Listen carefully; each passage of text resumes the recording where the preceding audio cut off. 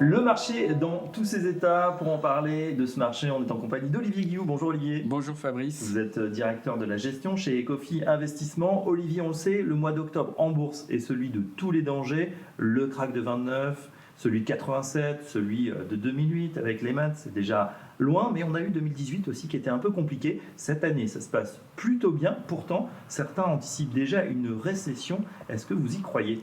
On est un peu dans le paradoxe, effectivement, entre ce décalage entre la performance financière et la performance économique. Il est vrai que les perspectives économiques continuent d'être dégradées.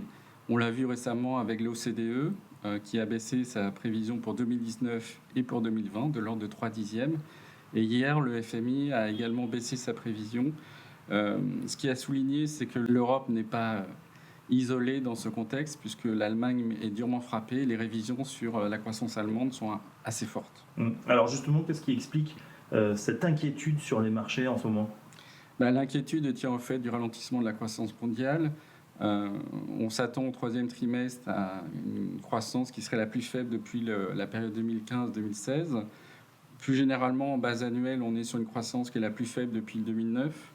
Et donc cela tient au fait que les économies en fait, sont frappées par le ralentissement du commerce mondial, notamment la Chine qui ralentit de manière assez sensible. On a évidemment la guerre commerciale entre les États-Unis et la Chine, avant même peut-être d'avoir des tensions entre l'Europe et les États-Unis.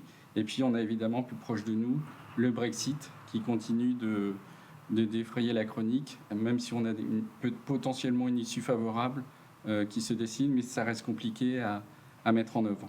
Incertitude sur le Brexit, guerre commerciale, on l'a dit, qui s'étend à l'Europe. Est-ce qu'on doit s'inquiéter, Olivier Guillou, pour ces marchés, pour ce dernier trimestre ? Déjà, depuis plusieurs trimestres, les marchés évoluent sous la forme de mini-cycles.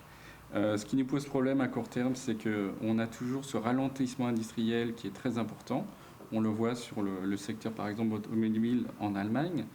Et jusqu'à présent, les services résistaient plutôt bien. Et il est à craindre qu'on ait une diffusion plus large au service du ralentissement industriel. Donc tout ça se traduit en fait des valorisations qui, selon nous, sont assez tendues sur certaines classes d'actifs. Et donc il est question plutôt d'attendre une consolidation par rapport à ces valorisations élevées. On voit également que les banques centrales se montrent à l'affût. Elles sont en train de refaire des programmes de soutien à l'économie. Finalement, le constat il est assez partagé sur le ralentissement de la croissance mondiale. Et les banques centrales, effectivement, sont à l'affût pour essayer de remettre du charbon dans la machine, pour essayer de faire remonter les perspectives de croissance mondiale, de faire remonter les perspectives d'inflation. Et donc, c'est plutôt un facteur de soutien très fort pour les marchés. Ça passe soit par des baisses des taux, soit par une reprise ou une continuation du programme d'achat d'actifs de la part des banques centrales.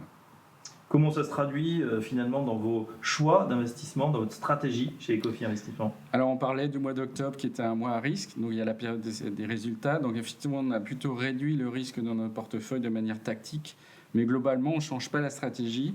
La stratégie elle est bâtie sur le fait de privilégier des actifs risqués, notamment les actions par rapport aux obligations. Dans le segment des actions, on continue de privilégier les valeurs de croissance, avec une forte visibilité sur les résultats, alors que sur les valeurs value, bien représentées par les banques, on voit bien qu'il n'y a pas l'impulsion encore pour avoir une revalorisation durable et sensible de ce secteur d'activité.